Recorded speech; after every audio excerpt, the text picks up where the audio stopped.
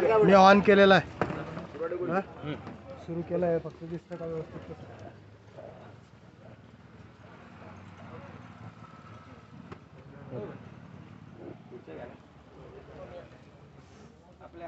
साऱ्या विश्वाला शांतीचा संदेश देणारे महामानव महाकारुणिक तथागत भगवान गौतम बुद्ध बोधिसत्व परमपूजनीय डॉक्टर बाबासाहेब आंबेडकर या मानवाच्या महान आदर्शांना मी प्रथमतः त्रिवार वंदन करतो। ज्या धम्ममंगल संस्थेच्या माध्यमातून भारतभर बौद्ध धर्माच्या प्रचाराचं आणि प्रसाराचं कार्य अतिशय अश्वगतीनं सुरू आहे, ती तुमची आमची आणि तमाम बौद्धांची मातृसंस्था the Buddhist society of India अर्थात भारतीय बौद्ध महासभा, या भारतीय बौद्ध महासभेच्या राष्ट्रीय संरक्षक महाउपासिका महाधम्मधारिणी माता मीराताईजी आंबेडकर अर्थात बाबासाहेबांच्या सुनबाई या मातेच्या अश्वगतीने चालणाऱ्या धम्ममंगल कार्याला सुद्धा मी त्रिवार वंदन करतो। या संस्थेचे राष्ट्रीय अध्यक्ष सन्माननीय रावलियाजी, या संस्थेचे राष्ट्रीय कार्याध्यक्ष सन्माननीय डॉक्टर भीमराव यशवंतराव आंबेडकर साहेब, या संस्थेचे राष्ट्रीय सल्लागार बहुजनांचे नेते ॲडव्होकेट श्रद्धेय बाळासाहेब आंबेडकर यांच्या वायुवेगाने चाललेल्या धम्मकार्याला आणि राजकीय चळवळीला मी या ठिकाणी त्रिवार वंदन करतो। या नायगाव मध्ये जळगाव जिल्हा पूर्वच्या माध्यमातून आणि मुक्ताईनगर तालुक्याच्या अंतर्गत नायगावला हे 10 दिवसीय श्रामणेर बौद्धाचार्य प्रवज्जा शिबिर, या शिबिराचे उपाध्याय पूजनीय पंत बी सारीपुत्र थेरो चैत्यभूमी दादर मुंबई यांना या ठिकाणी पंचांग प्रणाम करतो। त्याचप्रमाणे पूजनीय भगवंतांच्या उपस्थितीमध्ये हा जो आदर्शवत संघ माझ्या समोर आहे, या संघाला सुद्धा मी त्रिवार पंचांग प्रणाम करतो। आणि या श्रामणेर बौद्धाचार्य प्रशिक्षण शिबिराच्या निमित्तानं आमच्यामध्ये उपस्थित झालेले आणि या शिबिराला मार्गदर्शन करण्यासाठी म्हणून आवर्जून उपस्थित असलेले महाराष्ट्र राज्याचे संघटक आणि आमचे मार्गदर्शक आदरणीय केवाय सुरवाडे गुरुजी, आमच्या सोबत कायम स्वरूपाने काम करणारे आमचे मित्र आणि तालुका शाखेचे पदाधिकारी सन्माननीय सुनील आढागळे गुरुजी आणि वंचित बहुजन आघाडीचं काम करणारे आमचे सन्माननीय मार्गदर्शक आदरणीय विश्वनाथजी मोरे, या साऱ्यांना मी या ठिकाणी सविनय सप्रेम जय भीम करतो। आज या श्रामणेर शिबिराचा 9वा दिवस। हे श्रामणेर शिबिर म्हणजे गेल्या 8 दिवसापासून आणि 9व्या दिवसापर्यंत अनुभवत असताना आपल्याला सगळ्यांना लक्षात आलं असेल की पहिल्या दिवसाची माझी अवस्था आणि आता येणाऱ्या 10 दिवसापर्यंत माझी अवस्था याच्यामध्ये होणारा जो सूक्ष्म बदल आहे, तो सूक्ष्म बदल तुमच्या नजरेच्या टप्प्यात कदाचित येणार नाही, पण ज्यांनी तुम्हाला यापूर्वी बघितलं आणि जे तुम्हाला यानंतर बघणार आहे यांच्या लक्षामध्ये हा बदल प्रामुख्याने येणार आहे। आणि मग तो बदल जेव्हा लक्षात येईल तेव्हा या शिबिराची उपयोगिता काय आहे, हे शिबिर का म्हणून भारतीय बौद्ध महासभा राबवत असतं आणि या शिबिराच्या माध्यमातून ज्याला आउटपुट म्हणतो आम्ही की बाहेर काय पडतं।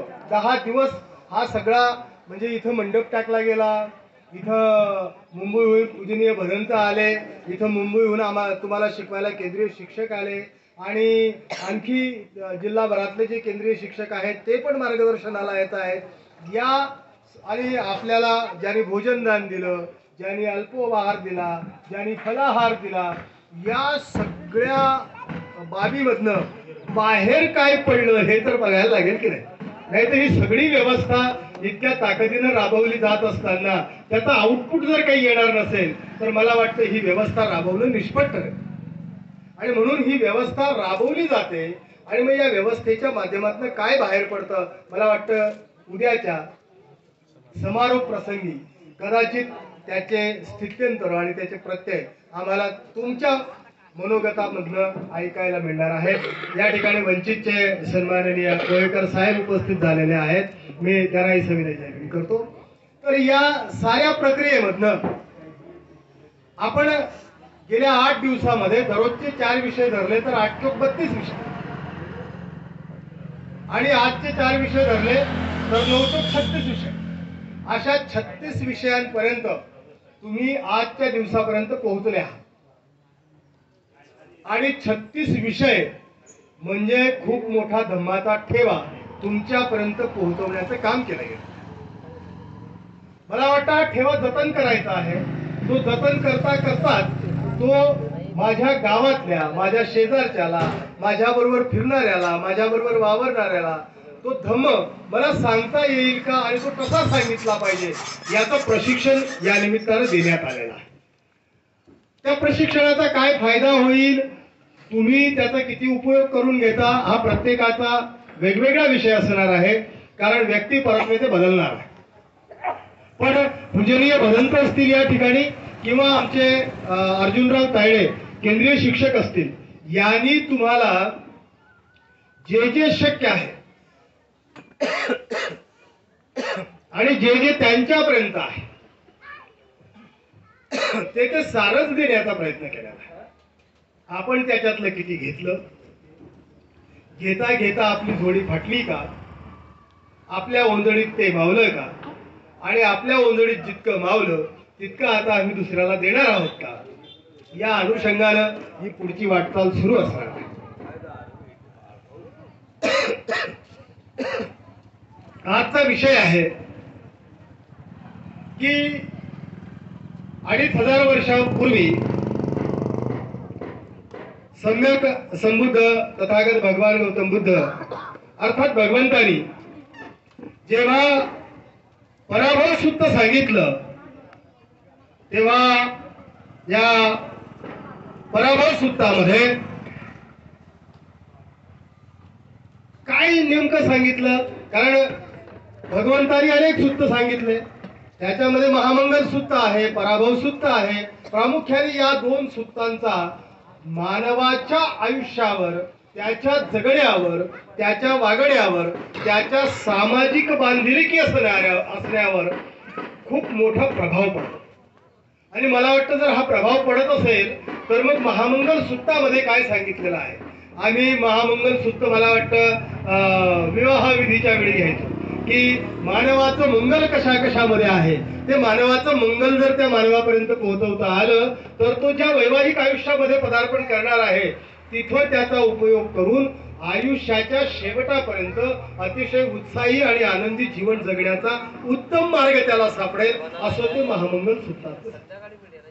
हे महामंगल सूत्रातलं जेव्हा सांगितलं त्याच्याच अनुषंगानं की मानवाने हे केलं म्हणून त्याचं कल्याण होईल, पण मानवाने या गोष्टी जर केल्या तर त्याचा निश्चितपणाने पराभव सुद्धा होईल. आणि मग त्या पराभवाला, त्या अधोगतीला, त्या खाली जाण्याच्या प्रक्रियेला किंवा ज्याला समाज कोणतंही स्थान देणार नाही अशा प्रक्रियेपत पोहोचणाऱ्या माणसाला कोणत्या कोणत्या गोष्टी टाळल्या पाहिजेत याचंही विवेचन सम्यक संबुद्ध तथागत भगवंतानी आपल्या पराभव सूक्तामध्ये केलेलं आहे. आणि आपल्याला या पराभव सूक्ताला पालीमधनं पण जाता येतं आणि मराठीमधनं पण जाता येतं.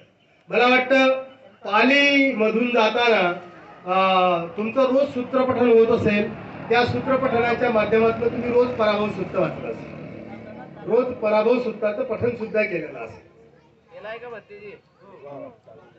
या पराभव सूक्ताच्या पठणामध्ये तुम्हाला एक बाब निश्चितपणे लक्षात आलेली असेल की भगवंत एकदा श्रावस्तीच्या जेतवनराम विहारामध्ये विहार करत असताना एक सद्गृहस्थ तिथं आला आणि त्या सद्गृहस्थानी काय विचारलं भगवंताला विचारलं की भगवंत, आम्ही तुमच्याकडे आलेलो आहोत ते यासाठी आलेलो आहोत की मानवाच्या अधोगतीची, मानवाच्या पराभवाची काय काय कारणं असू शकतात, जर याचं मार्गदर्शन किंवा या संदर्भातलं प्रवचन किंवा या संदर्भातला बोध किंवा या संदर्भामधलं काय आम्ही नेमकं केलं पाहिजे याच्या संदर्भात जर आपण आम्हाला विवेचन केलं तर आम्ही खूप स्वतःला धन्य समजणार आहोत.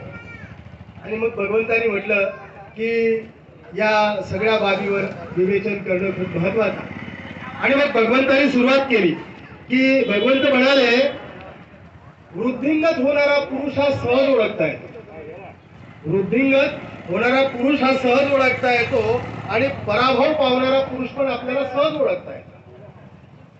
या दोनच वाक्यांमध्ये आम्हाला, या दोन वाक्यांना जर मानवाच्या कल्याणासाठी आणि मानवाच्या आयुष्य जगण्याच्या पद्धतीला मोजपट्टीच्या माध्यमातून मोजायचं असेल तर ती मोजपट्टी कोणती लागेल, तर ती पंचशिलेची मोजपट्टी लागते. आणि म्हणून या पंचशिलेच्या मोजपट्टीतून जर आम्ही प्रत्येक मानवाला मोजण्याचा प्रयत्न केला तर आमच्या लक्षात येतं की जो पंचशील पाळतो त्याचा पराभव होणं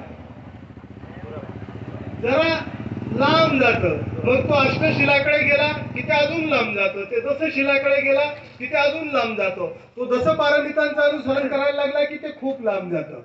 मला वाटतं आम्ही या मोजपट्टीला आमचा म्हणजे समाजाला मोजण्याचं, माणसाला मोजण्याचं आणि माणसाचं कार्यकर्तृत्व मोजण्याची ती एक पट्टी आहे. आणि कार्यकर्तृत्व म्हणजे काय, तो खूप श्रीमंत झाला आणि खूप गरीब झाला, हे कार्यकर्तृत्व आहे का? नक्कीच नाही. त्याचं कार्यकर्तृत्व म्हणजे काय की समाजामध्ये त्याला लोक किती मान सन्मान देतात. लोक उगाच कोणाला मान सन्मान देत नाही. समाज जेव्हा तुम्हाला मान सन्मान द्यायला येतो तेव्हा तुमच्यातल्या क्वालिटी समाज पाहतो आणि त्या क्वालिटी जर तुमच्यामध्ये नसतील तर समाज तुम्हाला किंमत देत नाही. मग या क्वालिटी तुमच्या द्याव्या लागतील. आणि मग या क्वालिटींवर बोलताना सम्यक संबुद्ध तथागत भगवान बुद्ध म्हणतात की वृद्धिंगत होणारा पुरुष आणि पराभव पत्करणारा पुरुष या दोघांनाही ओळखता येतं. एकदम साध्या सोप्या भाषेत आपल्याला जायचं असेल तर जो पंचशिलेचं पालन करत असेल तो वृद्धिंगत होणारा पुरुष आहे आणि जो पंचशिलेचं पालन करत नसेल तो पराभवाकडे वळणारा माणूस आहे किंवा त्याचा पराभव निश्चित आहे किंवा त्याची अधोगती निश्चित आहे असं आपल्याला या निमित्तानं म्हणता येईल. आणि मग भगवंतानी या पराभव सूत्रामध्ये सांगताना काय सांगितलं, अशी 12 कारणं सांगितली भगवंतानी की ज्या 12 कारणांमुळे माणूस अधोगतीला जाऊ शकतो. त्या 12 कारणांचा परामर्श घेतला. आणि मग या 12 कारणांमधलं जे पहिलं कारण आहे ते आहे की वृद्धिंगत होणारा पुरुष हा धम्म पारंगत असतो आणि पराभव पाळणारा पुरुष हा धम्माचा द्वेष करणारा. हे पहिलं कारण आहे. मग या ठिकाणी नायगाव मध्ये जेव्हा शिबिर लागलं, नायगाव मध्ये पहिलं शिबिर लागलं का? नायगाव मध्ये दुसरं तिसरं शिबिर आहे. नायगाव मध्ये हे एकच शिबिर लागलं का? तर नायगाव मध्ये उपासिका शिबिर पण लागली. आणि मग हा इथला समाज, ही इथली माणसं धम्माच्या दिशेनं प्रवास करायला लागली. आणि धम्माच्या दिशेनं प्रवास करता करता इथं याच गावच्या महिला उपासिका शिबिरामध्ये बसल्या. पण जेव्हा जेव्हा श्रामनेर शिबिर लागलं तेव्हा या पंचक्रोशीतले आमचे जे श्रामनेर होण्यासाठी आणि धम्माच्या दिशेनं पहिलं पाऊल टाकण्यासाठी ज्यांची आतून मनापासून इच्छा झाली ते सारेजण इथं आलेत आणि मग समजा या ठिकाणी बसला. धम्म समजून घ्यायला धम्म सांगायला, धम्म ऐकायला हे सारे जण इथं आले.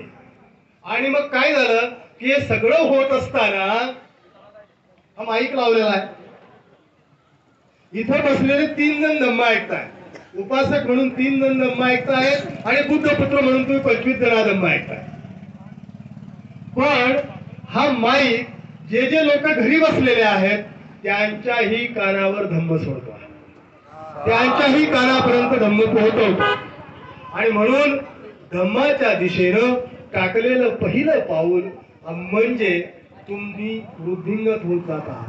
तुम्ही माणूस म्हणून अधिक सजग, अधिक सक्षम, अधिक ताकदवान होत चाललेले आहात.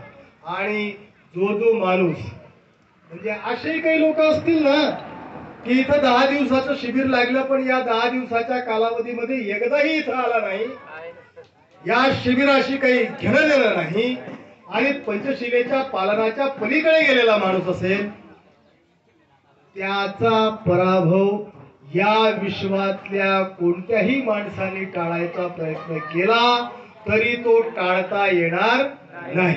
त्याचा पराभव निश्चित. हे भगवंतानी पहिलं कारण सांगितलं. दुसऱ्या कारणाकडे जेव्हा भगवंत येतात तेव्हा भगवंत काय म्हणतात की ज्याला दुर्जन आवडतात, ज्याला दुर्जन आवडतात आणि सज्जनांविषयी प्रेम नसतं, त्याला दुर्जनाचा धर्म रुजतो, हे त्याच्या पराभवाचे दुसरे कारण आहे. साधी सोपी गोष्ट आहे. मला वाटतं भगवंत खूप कठीण भाषेत म्हणजे त्यावेळची पाली भाषा जी सगळ्यांची मायभाषा होती, मायबोली होती, त्या मायबोलीतनं सम्यक संबुद्धांनी त्यावेळेस आपला धम्म सांगितला. आणि आता आपण प्राकृतमध्ये आणि मराठीमध्ये बोलतो त्याच्यामुळे आपल्याला हा धम्म समजून घेताना तो मराठीतनं समजून घेतला तर तो अधिक जवळचा वाटतो. तो पालीतनं समजून घ्यायला आपल्याला असं वाटतं की आपण नुसत्याच याच्यावर बोलतो आहे की नुसत्याच सूत्रांमध्ये बोलतो आहे असं वाटतं. मला वाटतं या सूत्रांच्या पलीकडे जाऊन बोलता आलं पाहिजे. या सूत्रांच्या पलीकडे जाऊन बोलता आलं पाहिजे म्हणजे काय, मला शब्दांची भाषा कळता येते, शब्द माझ्या हृदयाचा ठाव घेतातच, पण मला माणसांच्या चेहऱ्याकडे पाहून माणसांच्या हृदयापर्यंत उतरता येतं का, ही प्रक्रिया मला वाटतं. ही प्रक्रिया जेव्हा सुरू होईल ना तेव्हा खऱ्या अर्थानं बदलाची प्रक्रिया चालू. आणि म्हणून ज्याला दुर्जन आवडतात आणि दुर्जनाचा धम्म आवडतो. आता दुर्जन कोणाला म्हणायचं, पुन्हा त्या मोजपट्टीकडे येतो माणूस की दुर्जन कोणाला म्हणायचं, पंचशील नाकारणारा दुर्जन, पंचशील स्वीकारणारा सज्जन. जेव्हा जेव्हा पंचशील नाकारणारा माणूस तुमच्या समोर येतो तेव्हा तेव्हा तो भगवंताचा धम्म नाकारतो. आणि भगवंताचा धम्म नाकारतो म्हणजे काय, भगवंताचा धम्म आहे काय, विश्व कल्याणाचा मार्ग मोकळा करून ज्या धम्माने दिला आणि लोकांना जगण्याची एक व्यवस्था निर्माण करून दिली की तुम्ही या पद्धतीनं जगा. तुम्हाला बुद्धत्वाकडे प्रवास करायचा असेल, बुद्धत्वाकडे जायचं असेल तर तुम्हाला या वाटेने जावं लागणार आहे. ही वाट तुमच्यासाठी आहे. मग जो त्या वाटेनं जाईल तो त्या बुद्धत्वाकडे म्हणजे बुद्धत्वातलं आणि त्याच्यातलं अंतर तो कमी करत राहील. जो त्या वाटेनं जाणार नाही त्याला त्या वाटेच्या बद्दलचं काही आकर्षणच नाही. आणि म्हणून दुर्जनांची संगत, दुर्जनांचा धर्म आणि सज्जनांना दूर लोटणं ही जी प्रक्रिया असेल ती आपल्या अधोगतीचं दुसरं कारण असणार आहे. आपण तिसऱ्या कारणाकडे जर आलो तर ते तिसरं कारण खूप सुंदर कारण आहे. हे सुंदर याच्यासाठी आहे की खूप जण या कारणाला असं समजतात. काय समजतात मोरे साहेब, या कारणाला काय समजतात लोक, सुरवाळे साहेब, या कारणाला काय समजतात लोक की आम्ही खूप विलासी जीवन जगतो आहोत, आम्ही खूप ऐशो आरामात आहोत. तथागत भगवान गौतम बुद्ध आणि डॉक्टर बाबासाहेब आंबेडकर यांच्या कृपेनं आमचं कल्याण झालेलं आहे आणि बस आता आम्ही काय करणार, आम्ही आता वेगवेगळ्या ठिकाणी सभा लावणार आणि सभा संपली की आम्ही घरी जाणार आणि आम्ही झोपणार. म्हणजे जे लोक निद्राशील आहेत, सभाप्रिय आहेत आणि प्रत्यय न करणारा आळशी आहे आणि जो क्रोधिष्ठ आहे, अशी सगळी माणसं ही स्वतःच्या पराभवाला कारणीभूत ठरतो. आणि म्हणून आम्ही सभांमध्ये गेलं पाहिजे का? निश्चितच गेलं पाहिजे. आम्ही सभांमध्ये बोललं पाहिजे का? निश्चितच बोललं पाहिजे. पण आमच्या बोलण्यामुळे आणि आमच्या त्या वाणीमुळे ती सभा आम्हाला जिंकता येते का? सभेतल्या काही लोकांना बदलता येतं का? त्याच्यासाठी त्या वाणीचा उपयोग होतो का? आम्हाला प्रत्येक गोष्टीवर आता तुम्ही सम्यक संबुद्धाचं पवित्र चिवर तुमच्या अंगावर घेतलं, तुम्ही बुद्धपुत्र झालात आणि बुद्धपुत्र झाल्याबरोबर काय बदल झाला? काय बदल झाला? तुम्ही बुद्धपुत्र झालात तर तुम्ही मौन धारण केलं. मौन धारण केलं म्हणजे तुम्हाला राग येण्याच्या पलीकडे, म्हणजे राग येण्यापासून बऱ्याच लांब गेले. तुम्हाला राग येत नाही, तुम्ही इथे येऊन भाषण करत नाही, म्हणजे तुम्हाला सभेचं खूप कौतुक नाही, किंवा तुम्ही जे बोलत असाल किंवा एखाद्या ठिकाणी तुम्ही जी धम्मदेसना देणार असाल त्या धम्मदेसनेतून तिथं बसलेल्या अनेकांचं कल्याण होणार असेल तर निश्चितच तुम्ही पराभवापासून लांब जाता. तुमचा पराभव करण्यासाठी आता प्रयत्न करावे लागतील. जेव्हा पंचशिलेचं पालन करत नाही आणि जेव्हा हे म्हटलं मी तिथे सभा पाहिजे म्हणजे काय, मी आणि केवाय सुरवाळे इथं आलो. आता मी बोलतोय, मला केवाय सुरवाळ्यांना बोलूच द्यायचं नसेल तर मी तास दीड तास बोलेल नाही तर मग केवाय सुरवाळ्यांना 10 मिनिटं मिळतील. हा झाला सभाप्रियपणा. पण याच्यातनं काय झालं? याच्यातनं प्रकार असा झाला की फक्त माझेच विचार तुमच्यापर्यंत पोहोचू शकले.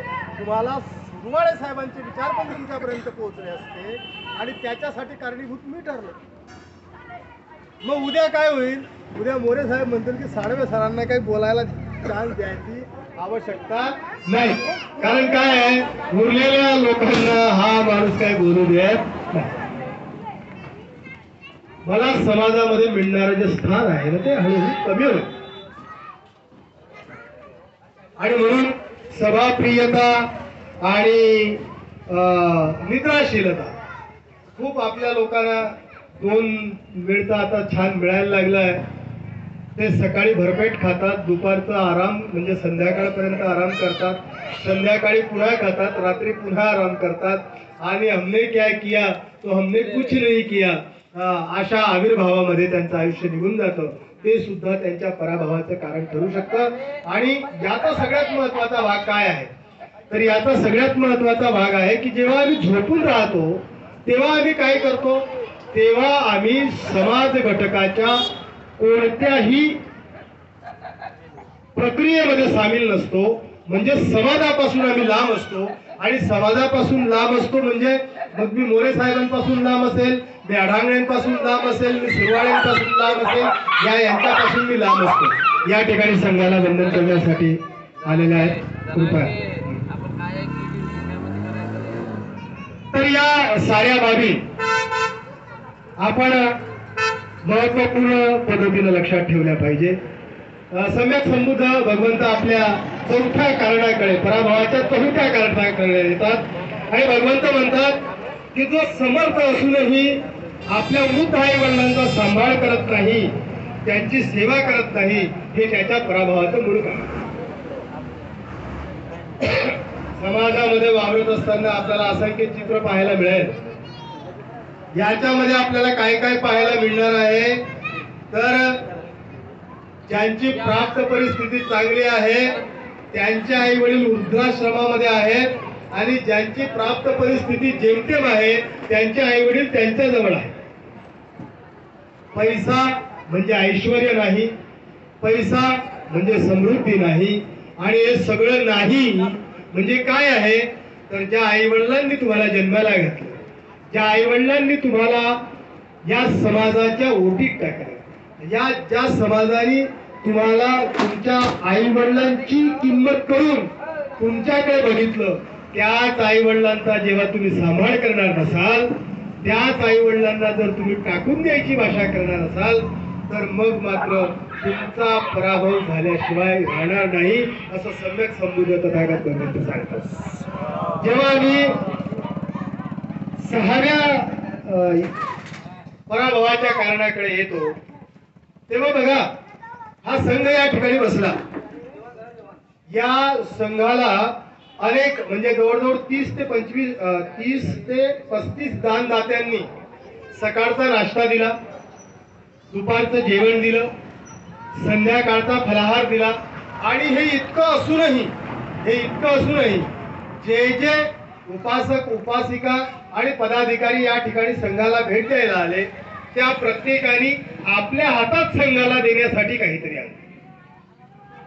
हे का आणलं? ज्यांची प्राप्त परिस्थिती आहे त्यांनी संघाला, समाजाला आणि समाजातला जो दुर्लक्षित घटक आहे, समाजातला जो गरीब घटक आहे त्याच्यापर्यंत आपली मदत पोहोचवण्याचं काम केलं पाहिजे. आणि हे जो व्यक्ती करेल तो चांगला आयुष्य जगेल. आणि हे जो माणूस करणार नाही, मग समाजामध्ये असं चित्र आम्ही खूप बघितलं. मोरे साहेब, तुम्ही तुमच्या शब्दात सांगायचं झालं तर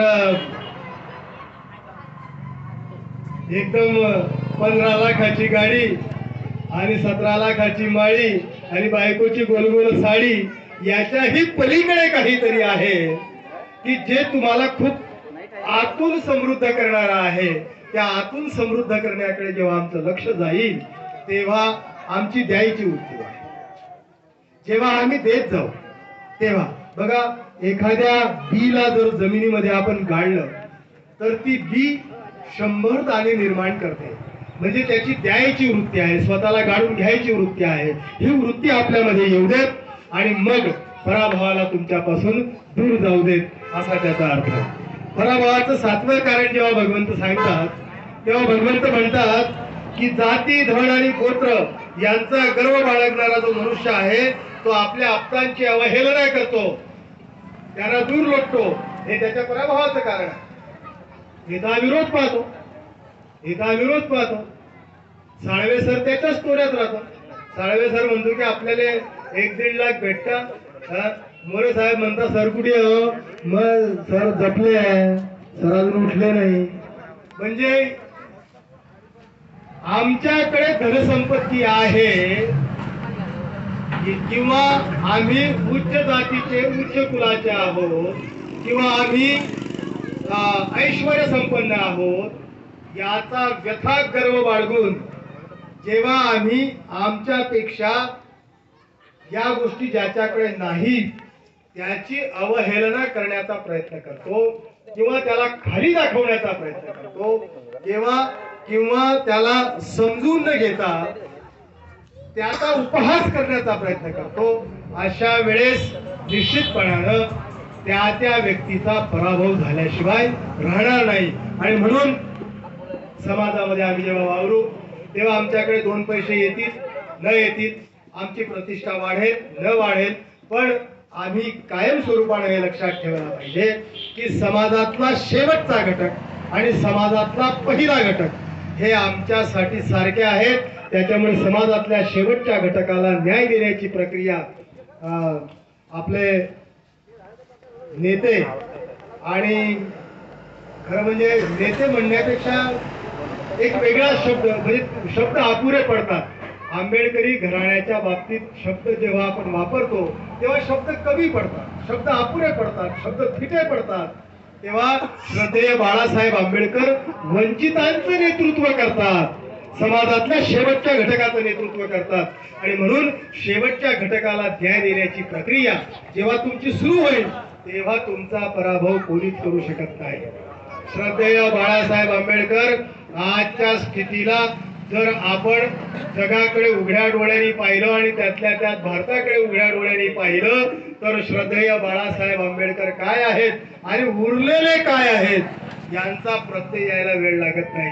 तेव्हा समाजाच्या शेवटच्या घटकाला न्याय देण्याचं काम आमचं जेव्हा होईल तेव्हा खऱ्या अर्थानं समाज समृद्ध आणि अतिशय ऊर्जावान निर्माण करण्यासाठी आम्ही प्रयत्न करणार आहोत. नंतरचं 8वं कारण सम्यक समृद्ध सांगतात, भगवंत सांगतात की स्त्री, मद्यपान आणि जुगार. आपण पहिल्यांदा सांगितलं पंचशील पाळलं की संपलं. म्हणजे बऱ्यापैकी खूप मोठा प्रवास आपण करून आलेलो असतो. आणि मग अष्टशिलाकडे गेला की आपला 80%, पंचशील म्हणजे 50% प्रवास, अष्टशील म्हणजे 80% प्रवास आणि दशशील म्हणजे 100% प्रवास. मला वाटतं आम्ही 50% जरी प्रवास केला तरी आम्ही समाजाचं चित्र अंतर्बाह्य बदलवू शकतो. आणि म्हणून पंचशील पाळा. पंचशील पाळा म्हणजेच पंचशीलातलं शेवटचं शील तुम्हाला सांगते की सुरा मेर यमज्य पमाद ठाणा वेरमणी सिक्कापदं समाधी. तिसरं शील सांगते कामे सुमिच्छाचारा वेरमणी सिक्कापदं समाधी. आणि म्हणून स्त्री, मद्यपान आणि जुगार यांच्यापासून जो जो माणूस अलिप्त राहील, जो जो माणूस याच्या विळख्यात सापडणार नाही, त्या त्या माणसाचा, त्या त्या व्यक्तीचा, त्या त्या मानवाचा पराभव होणे शक्य नाही. पण जो जो या विळख्यात जाईल, जो आदमी इस चंगुल में फंस जाएगा, त्याचा पराभव निश्चित आहे आणि त्याचा पराभव कोणालाही टाळता येणार नाही. आणि मग भगवंत पुढे जातात आणि 9वं कारण भगवंत सांगतात की स्त्रीने संतुष्ट न होणे आणि वेश्या असतील किंवा परस्त्री असेल यांच्याशी संबंध ठेवणे हे पराभवाचं प्रमुख कारण आहे. मला वाटतं समाजाकडे आणि समाजामध्ये ही सगळी समाजात काम करणारी माणसं आहेत. समाजाचं चित्र जेव्हा उघड्या डोळ्याने आम्ही पाहतो तेव्हा काही ठिकाणी ती व्यथा जाणवते. मला वाटतं त्या कारणांपासून समाजाला लांब कसं देता येईल, समाज तिथून बाहेर कसा पडेल, याच्यासाठी या शिबिरांचं आयोजन आहे. याच्यासाठी आम्हाला प्रशिक्षणाची गरज आहे. आणि म्हणून या प्रशिक्षणामधनं जे प्रशिक्षणार्थी बाहेर पडतील यांच्याकडनं संस्था अपेक्षा ठेवते सुरवाळे साहेब की आम्ही 25 लोक दुरुस्त करून पाठवलेले आहेत. नादुरुस्त समाजाला दुरुस्त करण्यासाठी आम्ही 25 लोक दुरुस्त करून पाठवलेले आहेत, प्रशिक्षित करून पाठवलेले आहेत, नादुरुस्त समाजाला दुरुस्त करण्यासाठी. मला वाटतं त्या नादुरुस्त समाजाला दुरुस्त करण्यासाठी आपली तयारी आहे. आणि म्हणून पराभवाच्या या कारणाच्या विळख्यात किमान तुम्ही 25 लोकांनी सापडता कामा नये. मग आपोआपच असे 25 होतील, मग 50 होतील, मग 30 होतील, मग 100 होतील, ते वाढत जाईल. आणि म्हणून पराभवाचं हे सुद्धा कारण सम्यक संबुद्ध तथागतांनी सांगितलेलं आहे. 10वं कारण सांगताना सम्यक संबुद्ध तथागत भगवान बुद्ध म्हणतात की जो पुरुष वयस्कर असूनही तरुण स्त्री सोबत लग्न करतो आणि तिच्या ईर्षेने तो काही शांत झोपत नाही, अशाही माणसाला त्याच्या पराभवाचं मुख्य कारण समजलं जातं. आणि म्हणून जनसामान्यांमध्ये बोलताना किंवा आपण भाषणामध्ये बोलताना म्हणतो की जर माझ्यापेक्षा लहान असेल तर ती माझी मुलगी आहे, माझ्या समवयस्क असेल तर ती माझी भगिनी आहे, माझ्यापेक्षा ती वयाने मोठी असेल तर ती माझी माता आहे. मला वाटतं या अनुषंगाने जर समाजाचा प्रवास सुरू झाला तर मग हा प्रश्नच येणार नाहीये. नाही तर मग 70 वर्षाचा म्हातारा पण 25 वर्षाच्या पोरीबरोबर लग्न करायची मनीषा डोक्यात ठेवून आहेच. आणि ती डोक्यात ठेवली की त्याच्या पुढे काय होतं, त्याच्या पुढे असं होतं की मग घरावर नजर ठेवावी लागते. नजर ठेवणारेही असतात आणि घरातल्याला पण नजर ठेवावी लागते. मला वाटतं या चुकीच्या प्रवाहाच्या दिशेनं समाज जाणार नाही, समाजाची अधोगती होणार नाही. याच्यासाठी आम्ही 25 लोकांना प्रशिक्षित करतो. याच्यासाठी आम्ही आमच्या 25 सैनिकांना तयार केलेला आहे, समाज बदलवणारे सैनिक तयार केलेले आहेत. आणि म्हणून ही कार्यशाळा खूप मोठी आहे. ही 10 दिवसाची जी कार्यशाळा आहे की नाही ही खूप मोठी आहे.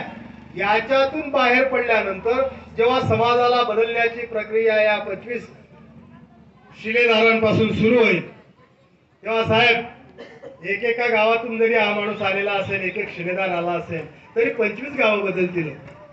आणि मग जेव्हा 25 गावं बदलतील तेव्हा हा तालुका बदलायला किती वेळ लागतो. 80 गावं आहेत या तालुक्यामध्ये, तिसऱ्या टप्प्यात तर गाव पूर्ण तालुका बदलेलो आहे.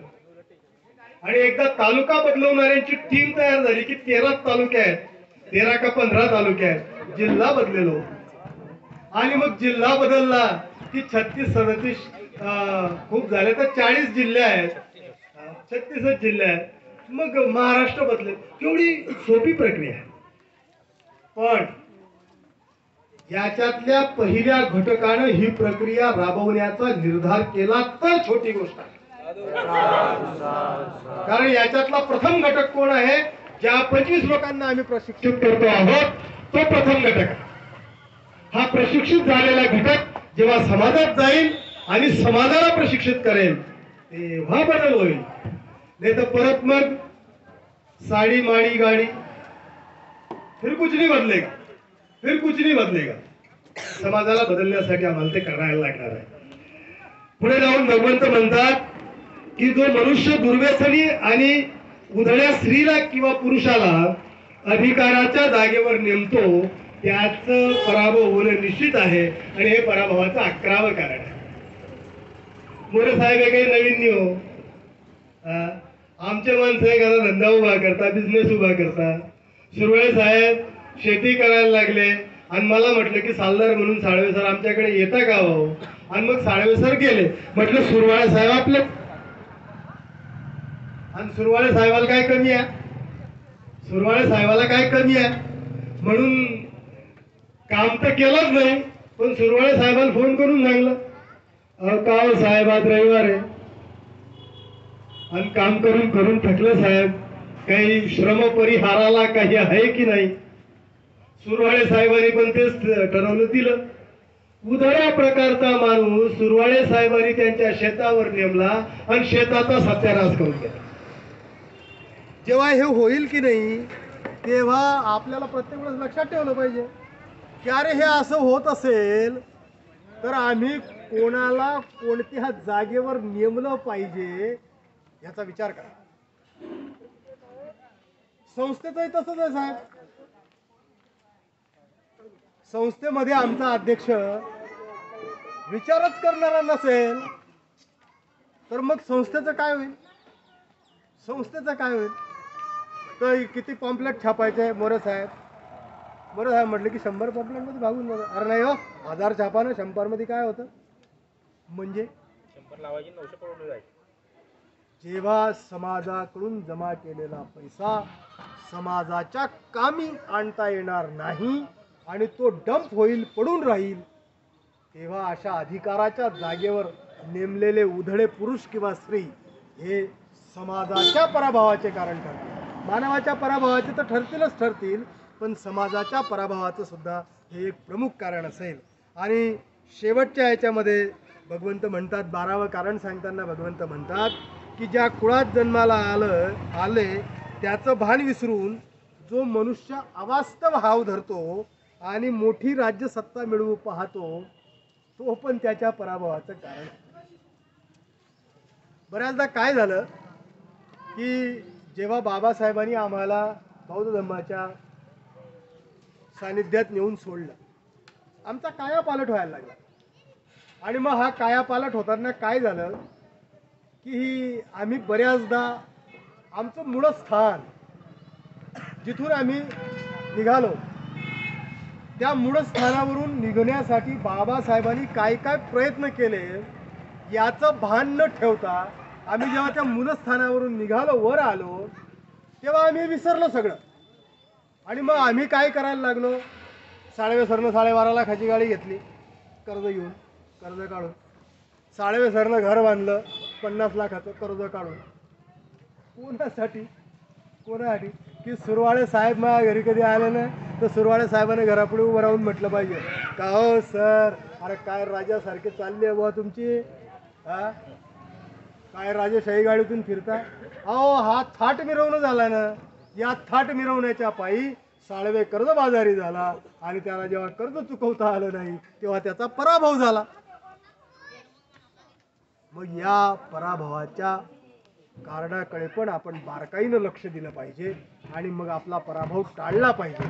आणि भगवंत सगळ्यात शेवटी म्हणतात, जे सुज्ञ व तत्वज्ञान संपन्न श्रेष्ठ व्यक्ती पराभवाची 12 कारणे जाणून आपले जीवन जगतो. कारण ही 12 कारणं जर आपल्याला माहीत असतील तर निदान ही 12 कारणं आपल्याकडे लिहिलेली आहेत. ही 12 कारणं जर आपल्याला माहिती असतील तर निदान त्याच्यातली 4-5 टाळता तर येतील, 8-10 टाळता तर येतील. आम्ही चांगलं जीवन जगण्याचा प्रयत्न त्या निमित्तानं करणार आहोत. मला वाटतं या विषयाला एका वेगळ्या पद्धतीने पण सुरू करता आलं असतं की आपण सारी पालीगाथा जी पराभव सुत्ताची आहे, पराभव सुत्त पूर्ण या ठिकाणी आपल्याला घेता आलं असतं पाली, पण रोजच ते पराभव सुत्त सूत्रपठणाला होत असल्यामुळे आपण मराठी अनुवादाच्या अनुषंगानं त्याच्याकडे गेलो.